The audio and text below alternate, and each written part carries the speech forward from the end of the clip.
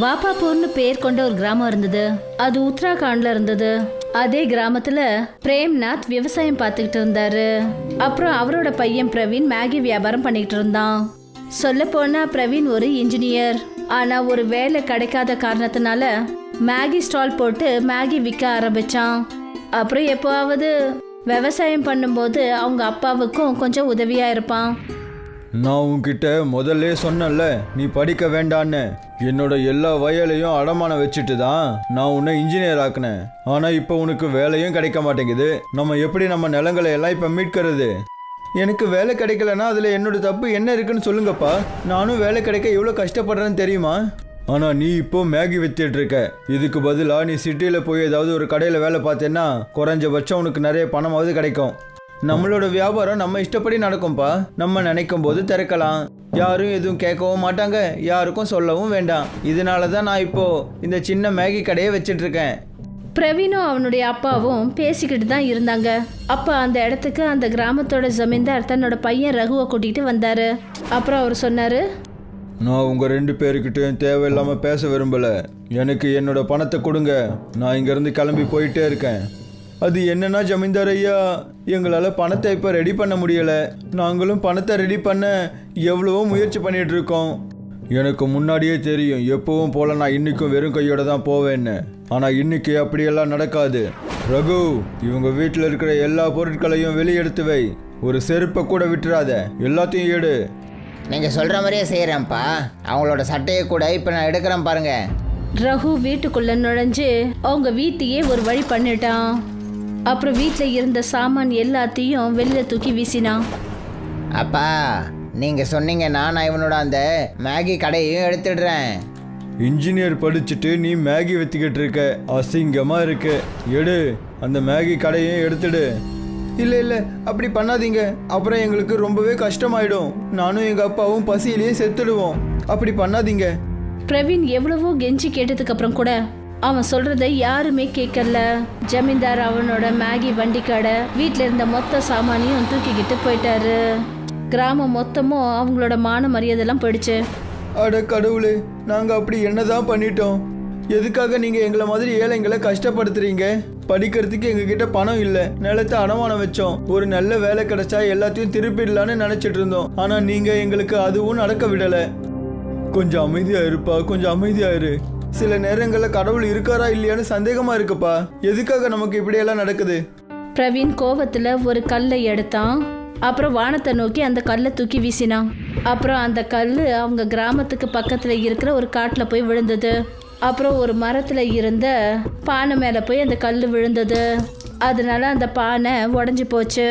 அப்புறம் அதுக்குள்ள இருந்து ஒரு ஆத்மா வெளியே வந்தது.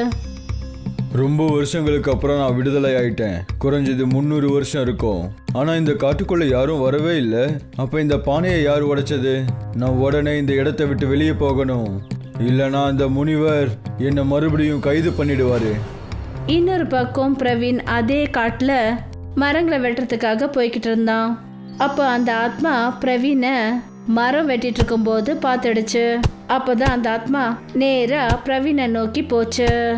அப்புறம் சொல்லுச்சு, ஒருவேளை இந்த ஆளு தான் நமக்கு விடுதலை கொடுத்துருப்பான்னு நினைக்கிறேன். ஏன்னா அந்த முனிவர் சொல்லியிருந்தாருல்ல, யாரு எனக்கு விடுதலை கொடுக்குறாங்களோ என்னால் அவரை மட்டும்தான் பார்க்க முடியும்னு, அதே போல் அவரால் என்ன பார்க்க முடியும்னு சொன்னார். அந்த ஆத்மா பிரவீன் கிட்ட போச்சு. அப்புறம் அது என்ன சொல்லுச்சுன்னா, அண்ணே வணக்கம். அந்த ஆத்மாவோட குரலை கேட்டதும் பிரவீன் ரொம்பவே பயந்து போயிட்டான். அப்புறம் தடுமாறி கீழே விழுந்துட்டான். யார் நீங்க? அப்புறம் காத்துல எப்படி பறக்குறீங்க? என்கிட்ட இருந்து என்ன வேணும்? அட, நீங்க பயப்பட வேண்டாம். நீங்க என்ன விடுதலையாக்கிட்டீங்க. நான் உங்களை எந்த தொந்தரவும் பண்ண மாட்டேன். நான் உங்களை எப்போ விடுதலை ஆக்குனேன்? நீங்க ஏன் இப்படி பேசுறீங்க? இந்த காட்டுக்குள்ள நான் கடந்த 3 வருஷங்களா கைதாயிருந்தேன். நான் ஒரு பானைக்குள்ள அடைஞ்சிருந்தேன். நீங்க அந்த பானையை எப்படியோ உடைச்சிட்டீங்க. அதனால தான் நான் இன்னைக்கு விடுதலை ஆயிட்டேன். நான் இப்போ கோவத்தில் இருந்தேன். சரி போங்க, என்னை என் வேலையை செய்ய விடுங்க. நீ என்கிட்ட எது வேணாலும் இப்போ கேட்கலாம். என்னால் உன்னோட 2 ஆசையை நிறைவேற்ற முடியும். நிஜமாவா? அப்படின்னா சரி. பிரவீன் அந்த ஆத்மா கிட்ட அவனோட கதை மொத்தத்தையும் சொன்னான். இன்ஜினியர்ல இருந்து ஜமீன்தார் அவங்களுக்கு பண்ண கொடுமைகள் வரைக்கும் சொன்னான். எல்லா உண்மைகளையும் கேட்டுட்டு அந்த ஆத்மா என்ன சொல்லுச்சுன்னா, நான் மனுஷனா இருந்த காலங்கள்ல இவ்வளோ கஷ்டமான நேரம் வந்ததில்லை உனக்கு இருக்கிற மாதிரி. நல்ல வேளை அந்த முனிவர் என்னை அப்பவே கைது பண்ணிட்டாரு, இல்லைன்னா உன்ன மாதிரி நிலைமை எனக்கு அப்பவே வந்திருக்கும். நீ முதல்ல இதுக்கு தீர்வை சொல்லு, எனக்காக நீ ஒன்றும் வருத்தப்பட வேண்டியதில்லை. சரி, அப்படின்னா கேளு, நான் உனக்கு ஒரு வரம் கொடுக்குறேன். இனிமே நீ என்ன ஒரு விவசாயம் பண்ணாலும் அது உனக்கு தேவையான பொருட்களை மட்டுமே கொடுக்கும். அப்படின்னா மேகி விவசாயமா? என்ன உளறிட்டு இருக்க? உனக்கு இது சந்தேகமா இருக்கா?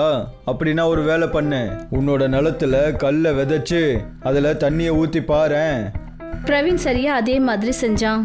அந்த சமயமே பிரவீன் அந்த கல்லை மண்ணில் புதைச்சான். அப்புறம் அதுல தண்ணியை ஊத்தினான். அந்த இடத்துல ஒரு மரம் வளர்ந்தது. அதுல மேகி தொங்கிக்கிட்டு இருந்தது. அதை பார்த்துட்டு அவன் அதிர்ந்து போயிட்டான். என்ன, இது நிஜமாவே மேகி விவசாயமா? நான் தான் உன்கிட்ட சொன்னேன்ல. இன்னொரு வரம் என்னன்னா, யாரெல்லாம் உனக்கு இழப்பை ஏற்படுத்தினாங்களோ அவங்க எல்லாருமே திருந்தி உன்கிட்ட மன்னிப்பு கேட்பாங்க, மொத்த ஜனங்களுக்கும் முன்னாடி. ஆனா நீ அவங்களுக்கு மேகியை சாப்பிட கொடுக்கணும். அதுக்கப்புறமா தான் இது எல்லாமே நடக்கும். நான் உனக்கு கொடுக்க வேண்டிய 2 வரங்களும் கொடுத்துட்டேன். இப்ப நான் கிளம்புறேன். ரொம்ப நன்றி நண்பா, என்னை விடுதலையாக்குனதுக்கு.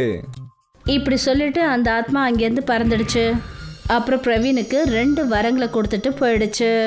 அதுக்கப்புறம் பிரவீன் தான்கிட்ட இருந்த நிலத்தை வச்சு உழுக ஆரம்பிச்சான். அதில் அவன் தண்ணியை ஊற்றின உடனே எல்லா இடத்துலையும் மேகி மரம் வளர ஆரம்பிச்சது. உன்னால இதெல்லாம் எப்படிப்பா செய்ய முடியுது? இவ்வளோ நிறைய மேகி செடிகள் எங்கேருந்து கிடைச்சது? அதுவும் அதில் மேகி எப்படி வளர்ந்துட்டு இருக்குப்பா? நம்மளோட நல்ல நேரம் நடக்க ஆரம்பிச்சிடுச்சுப்பா. நீங்களே பாருங்க அந்த ஜமீன்தாரோட திமிரை நான் எப்படி அடக்க போறேன்னு. பிரவீன் அந்த ஜமீன்தாருக்கு தன்னோட வீட்டுக்கு வந்து மேகி சாப்பிட சொல்லி அழைப்பு விடுத்தான். அப்புறம் ஒரு லெட்டரை எழுதி அவங்க வீட்டுக்கு அவன் அனுப்பி வச்சான். உங்களுக்கு மட்டும் தைரியம் இருந்தா நீங்க உங்க பையனை கூட்டிக்கிட்டு எங்க வீட்டுக்கு வந்து பணத்தை வாங்கிக்கிட்டு போங்க. அந்த 2 பைசா தேராத பையனுக்கு எவ்வளோ திமிர் இருந்தா அவன் இந்த மாதிரி என்ன கடிதம் போட்டு கூப்பிடுவான். இன்னைக்கு அவனை பார்த்துக்கிறேன். ஜமீன்தார் கோவத்தில் அந்த இடத்த விட்டு போனாரு. அவரு பிரவீன் அப்புறம் பிரேம்நாத்தோட வீட்டுக்கிட்ட போன உடனே அவருக்கு மேகியோட ரொம்ப அற்புதமான வாசனை வந்தது. என்ன ஒரு அருமையான வாசனை! இந்த பையன் செய்யற மேகியை எல்லாருமே சாப்பிட்டுட்டு இருக்காங்க. ஒரு தடவை நாமளுமே சாப்பிட்டு பார்ப்போம். மற்ற விஷயங்களை அப்புறமா பார்த்துக்கலாம். அந்த ஜமீன்தார் பிரவீன் செஞ்ச அந்த மேகியை சாப்பிட்ட உடனே அந்த ஆத்மா அவனுக்கு கொடுத்த வரம் உண்மையாயிடுச்சு. ஜமீன்தாரோட தலை சுத்த ஆரம்பிச்சது. அப்புறம் அவர் சொன்னாரு, என்ன மன்னிச்சிடு பிரவீன், பணத்தோட ஆசை என்னோட கண்களை மறைச்சிடுச்சு. ஆனா இப்ப நான் மொத்த கிராமத்துக்கு முன்னாடி உன்கிட்ட மன்னிப்பு கேட்க நினைக்கிறேன். அதுக்கு பதிலா நீ மொத்த கிராமத்துக்கும் மேகி விருந்து வச்சிடு. சரி, இதுல எனக்கு சம்மதம் தான், நான் அப்படியே செய்யறேன். அப்புறம் அதே மாதிரி நடந்தது. ஜமீன்தார் எல்லார் முன்னாடியும் பிரேம்நாத் அப்புறம் பிரவீன் கிட்ட மன்னிப்பு கேட்டாரு. அப்புறம் அவங்களுடைய நிலத்தை அவங்க கிட்டயே திருப்பி கொடுத்தாரு. கிராமத்து ஜனங்க மேகி விவசாயத்தை ஆரம்பிச்சாங்க. இப்ப அந்த கிராமத்துக்கு மேகி விவசாயம் பண்ற கிராமம்னு பேர் வந்தது. ஜனங்க அங்க ரொம்ப சந்தோஷத்தோட வாழ்ந்தாங்க. முக்கத்துக்கு பனைமர தோப்பு இருந்தது. அவரு பனைமரத்துல ஏறி பனங்காய்களை பறிச்சு போடுவாரு. அப்புறம் இந்த பனங்காய்களை கொண்டு போய் வியாபாரி கிட்ட விற்பாரு. பணத்தை வாங்கிட்டு வருவாரு. இங்க பாருங்க தம்பி, பணம் நுங்கு நிறைய கொடுக்கறதுக்கு பாருங்க. மார்க்கெட்ல பணம் நுங்குக்கு டிமாண்ட் அதிகமாயிடுச்சு. சரிங்க சார், நாளையில இருந்து நிறைய பணம் நுங்கு கொடுக்கறதுக்கு முயற்சி பண்றேன். சரிப்பா. முகுந்துக்கும் மயூரிக்கும் ஒரே ஒரு பொண்ணு பேரு மீனா. மீனா, நீ எங்க இருக்க? இவ்வளவு நேரம் இங்கதான் இருந்தா.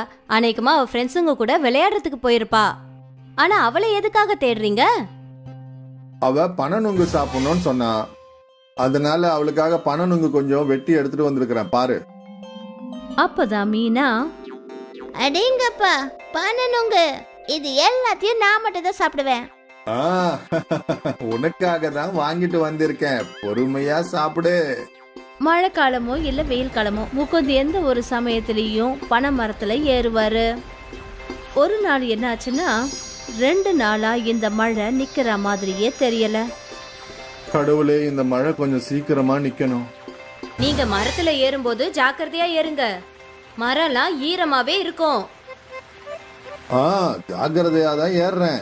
நான் மரம் ஏறத்துக்கு கத்துக்குட்டியா என்ன? நீங்க உறுதியானவர் தெரியும். இருந்தாலும் நீங்க ஜாக்கிரதையா இருங்க.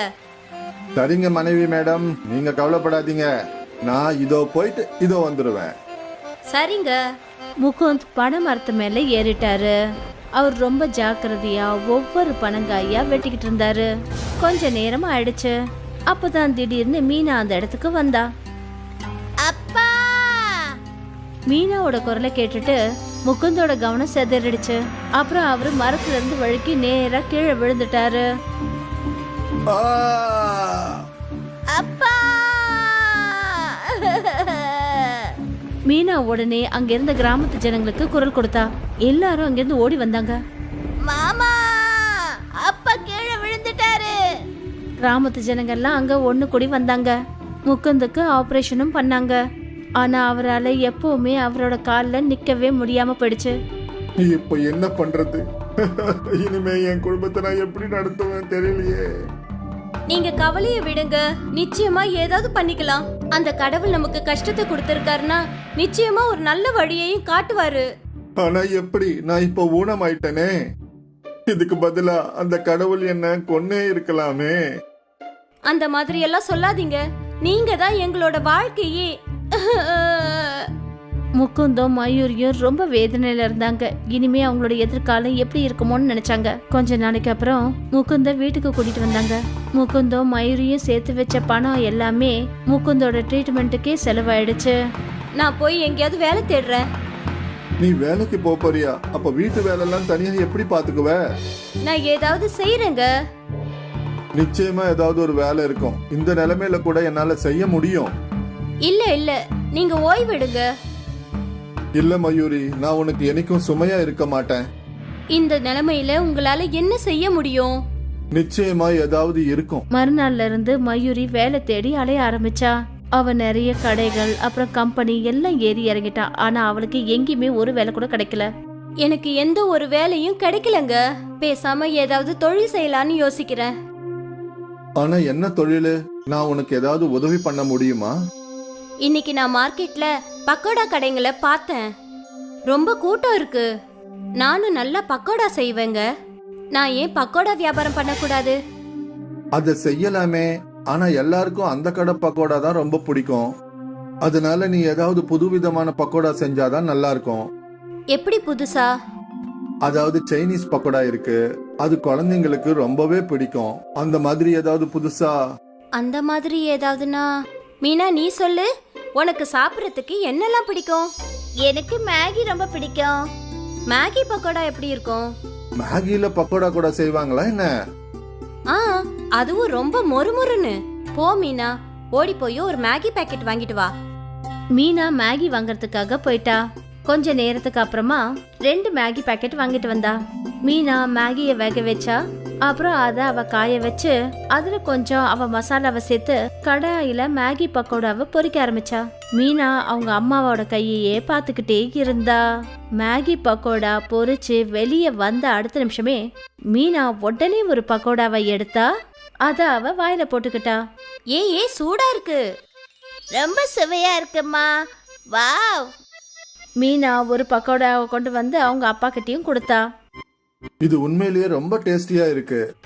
ஆ, நான் தான் சொன்னேன்ல இது ரொம்ப சுவையா இருக்கும்னு. இந்த மேகி பக்கோடா மார்க்கெட்ல விக்கும்ல. ஆ, நிச்சயமா இது நெருப்ப போல பரவும்.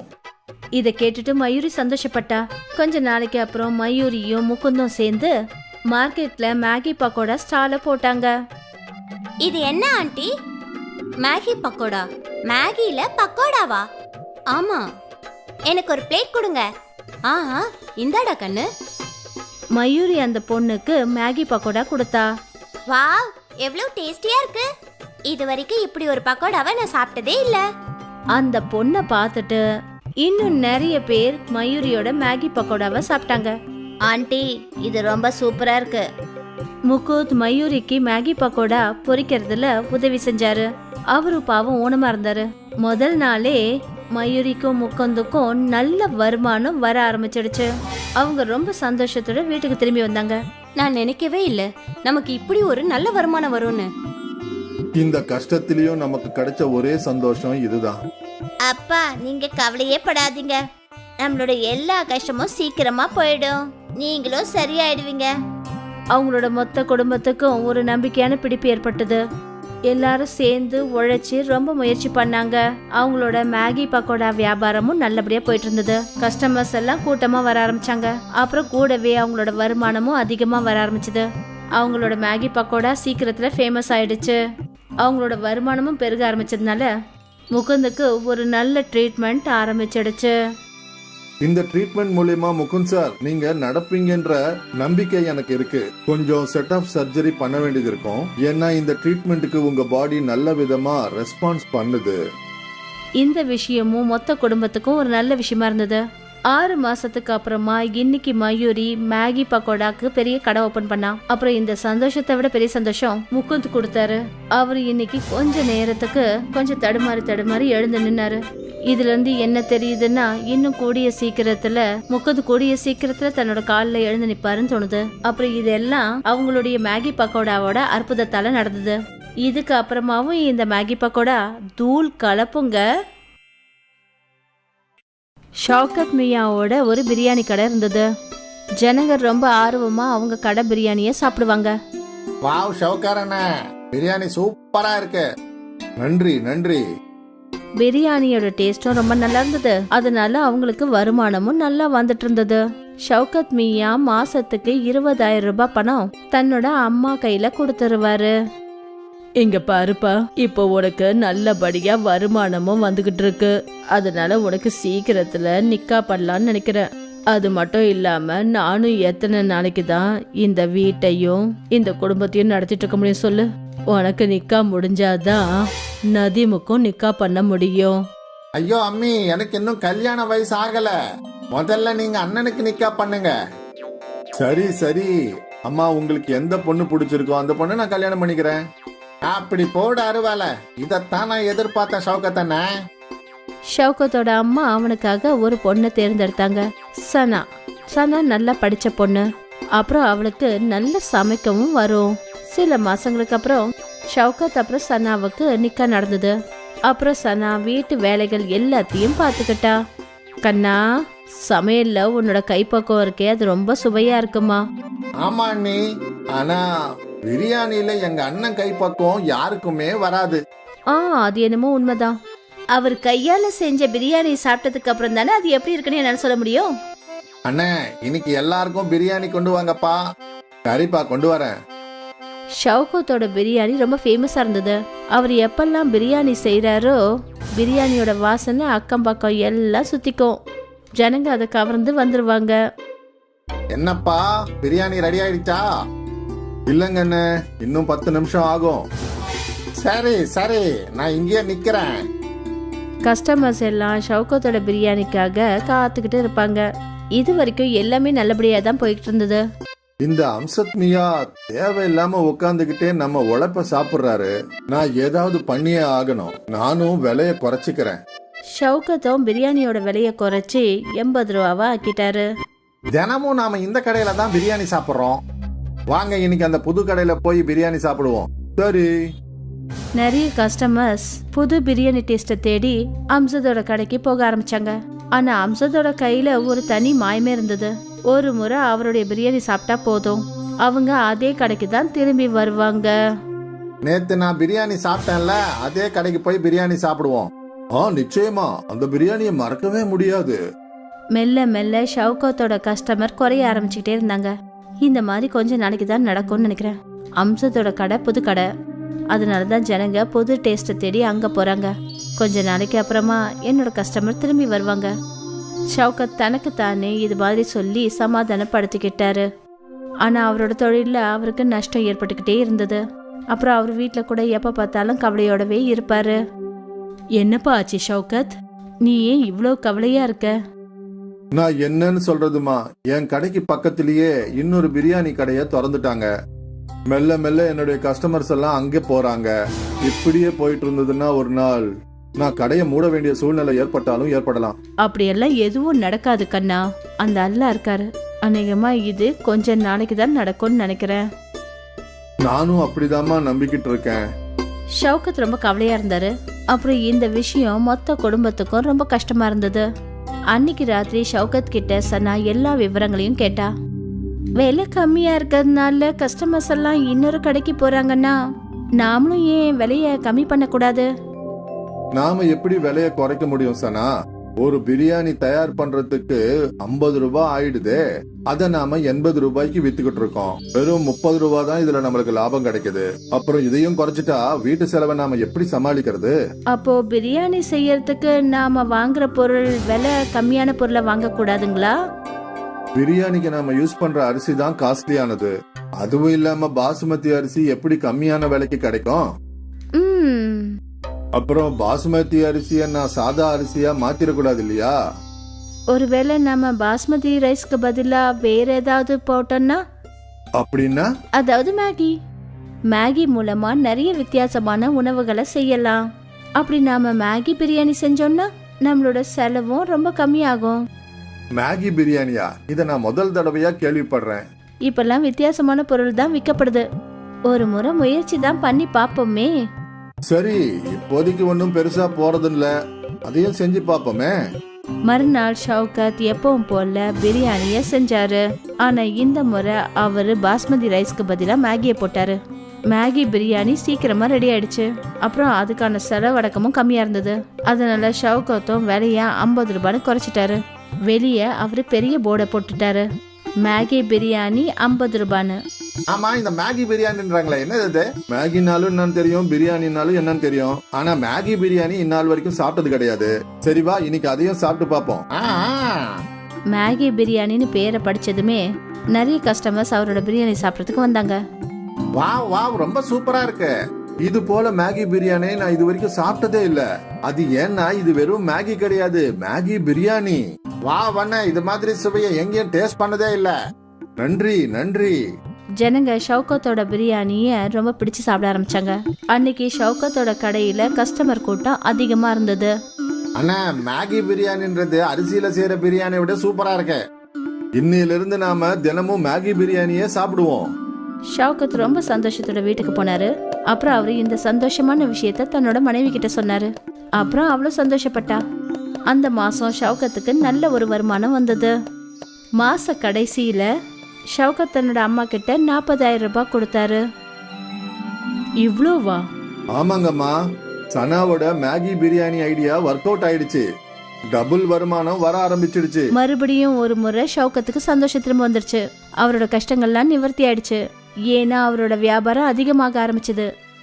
மேகி பிரியாணி ரொம்ப ஃபேமஸ் ஆயிடுச்சு.